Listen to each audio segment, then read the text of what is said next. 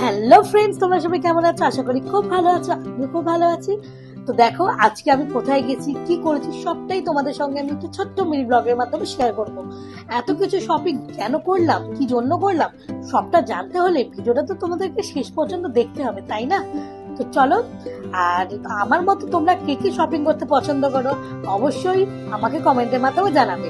আর কার কার shopping করেছি, শুধু আমার কিনা, আর কার কার করেছি সবটাই দেখতে হলে ভিডিও তোমাকে শেষ পর্যন্ত দেখতে হবে। চলো ভিডিওটা শুরু করি।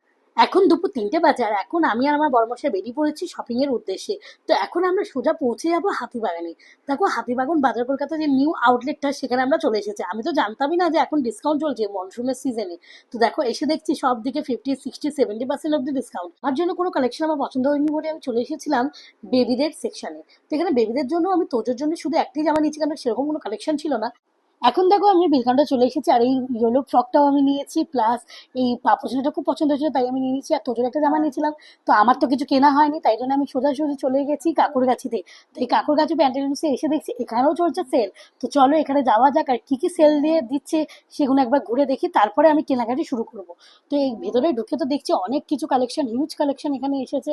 তো মনসুনের সিজনের এইদিকে অফারও চলছে। তো প্রথমে আমি ওয়ান পিসগুলো এখানে দেখছিলাম।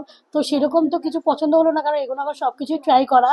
তো সেই জন্য আমি চলে গেলাম সানগ্লাসের দিকে। তো সানগ্লাস তো আমার প্রচুর আছে, তাই সানগ্লাস আর নিলাম না।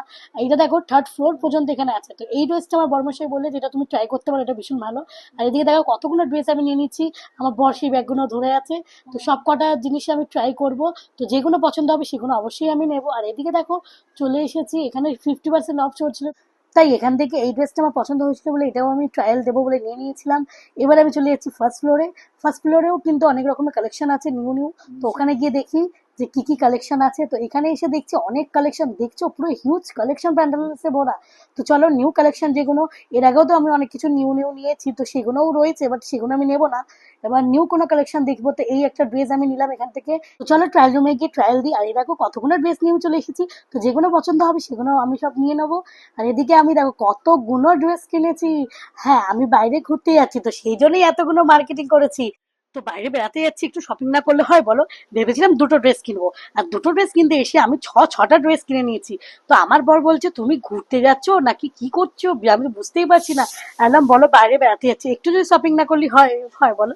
তো সেই জন্য এত কিছু ড্রেস আমি কিনে নিচ্ছি, আর আমার বরের আজকে অনেক খরচা করিয়ে দিয়েছে আমি। এত কিছু শপিং করে আমার মনটা খুব খুশি হয়ে গেছে। সেই জন্য আমি ওর বরকে বলছি আজকে না বাড়ি থেকে রান্না করতে পারবো না, প্লিজ তুমি একটু খাবার অর্ডার করে নেবে।